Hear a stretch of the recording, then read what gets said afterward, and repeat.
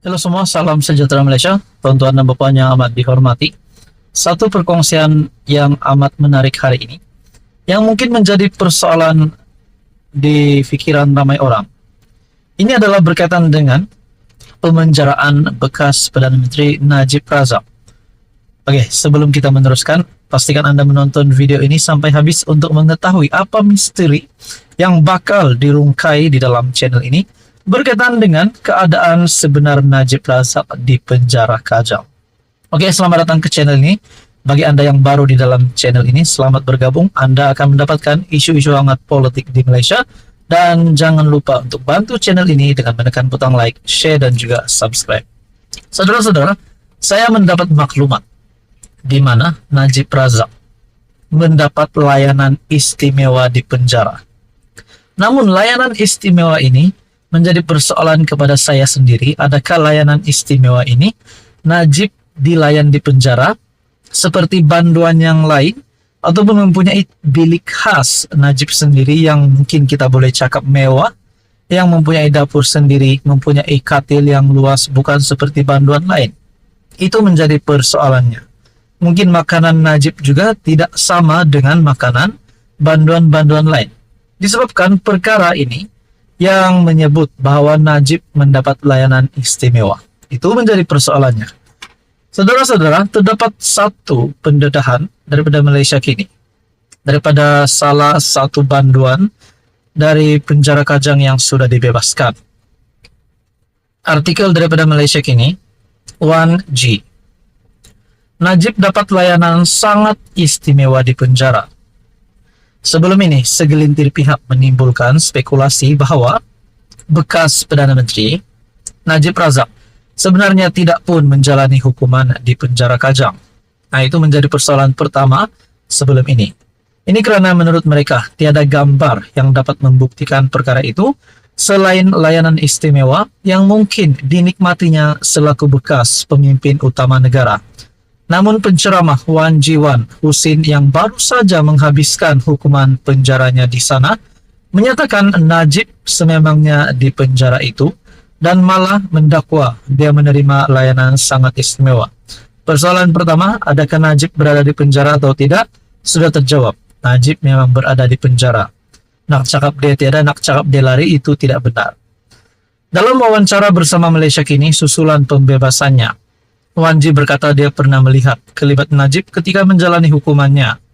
Kalau ada orang kata Najib tiada dalam penjara, itu tidak betul. Memang dia di penjara Kajang. Hari-hari dia ada di situ, kecuali kalau dia ada urusan luar seperti perbicaraan di mahkamah, katanya kepada Malaysia Kini pada 25 Mac. Bagaimanapun Wanji mendakwa Najib menerima layanan sangat istimewa berbeza dengan banduan-banduan lain. Saya biasa nampak dia tak pakai baju banduan yang macam kita yang lain. Dia pakai biasa saja macam duduk di rumah. Bukan pakai suit, tak adalah. Maksudnya dia pakai macam duduk di rumah.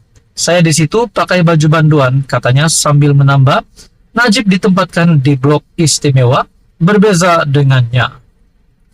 Memang dia istimewa sangat, bukan sekadar istimewa, tapi istimewa sangat dakwanya lagi. Malaysia Kini telah menghubungi pihak Menteri Dalam Negeri Saifuddin Nasution Ismail dan Jabatan Penjara Malaysia untuk mendapatkan respon berhubung dakwaan ini. Wan Ji bebas sepenuhnya pada 22 Mac lalu setelah beberapa bulan menjalani hukuman penjara ekoran sabitan kes hasutan yang dikaitkan dengan Sultan Selangor pada 2014.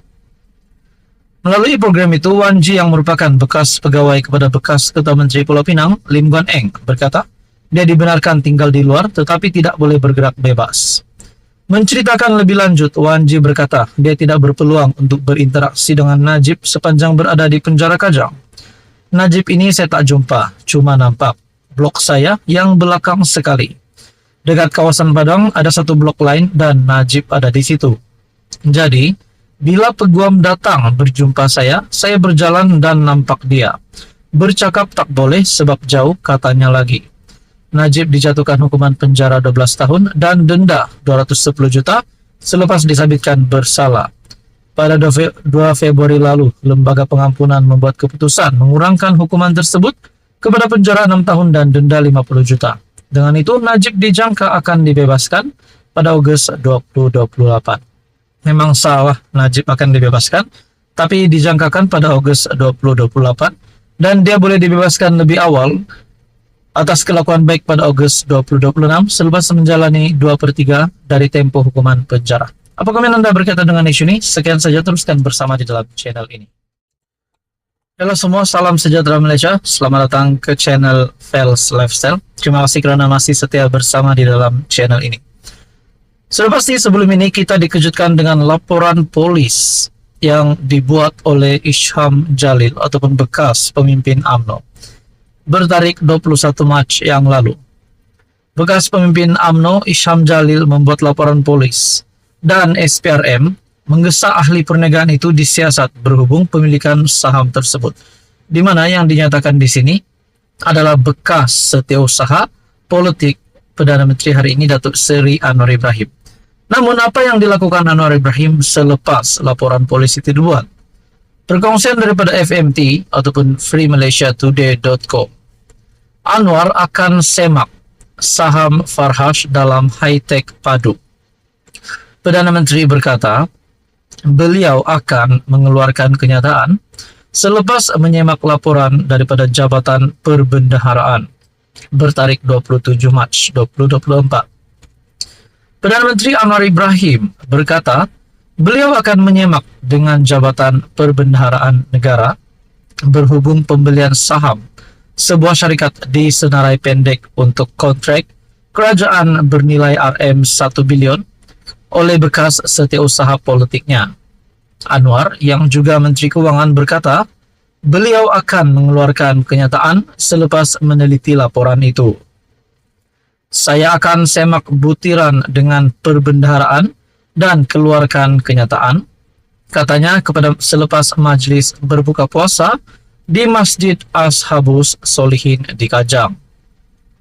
Anwar berkata demikian ketika diminta mengulas mengenai pemilikan saham oleh bekas setiausaha politiknya Farhash Wafa Salvador Rizal Mubarak dalam high-tech padu Berhad yang dianggarkan bernilai RM40 juta.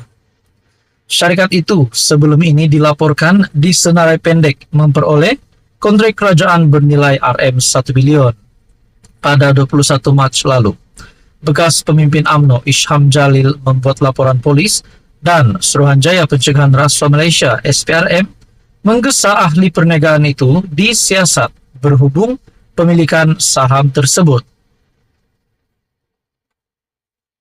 Isham berkata wujud kebimbangan pelanggaran undang-undang dalam pembelian saham high-tech padu Berhad dianggarkan bernilai RM40 juta memandangkan Farhash sebagai individu berprofil tinggi. Pada 20 Mac, Farhash menerusi surat tuntutan LOD memberikan tempoh 7 hari kepada Isham untuk menarik balik kenyataan dibuatnya di media sosial berkaitan laporan bahawa beliau pemegang saham utama sebuah kontraktor kerajaan. Farhash turut menuntut Isham memohon maaf secara terbuka berhubung kenyataan itu yang disifatkannya sebagai fitnah. Isham bagaimanapun enggan menarik balik kenyataannya dan meminta Farhash mendedahkan dana pembelian saham. Pada 14 Mac, Farhash muncul sebagai pemegang saham utama syarikat itu selepas memperoleh kepentingan tidak langsung sebanyak 15,9%, 16,1 juta saham dalam penyedia perkhidmatan teknologi tersebut. Beliau kemudian menjelaskan saham dipegangnya dalam high-tech padu adalah melalui Rosetta Partners Sdn Berhad yang dimiliki bersama Sultan Kelantan, Sultan Muhammad V. Nah, saudara-saudara, persoalan di sini adalah sekiranya apa yang dinyatakan oleh Isham Jalil ini seperti yang dinyatakan oleh Farhash, di mana beliau meminta Isham untuk memohon maaf secara terbuka berhubung kenyataan itu yang disifatkannya sebagai fitnah. Kalau di sini Isham Jalil yang bersalah, adakah Isham Jalil boleh dikenakan tindakan sehingga mungkin boleh disaman oleh Farhash ataupun mungkin akan dikenakan tindakan undang-undang? Itu menjadi persoalannya. Namun akhirnya Anwar Ibrahim dalam artikel ini berkata Anwar akan semak saham Farhash dalam high-tech padu. Apa komen Anda? Sekian saja, teruskan bersama di dalam channel ini untuk info yang seterusnya.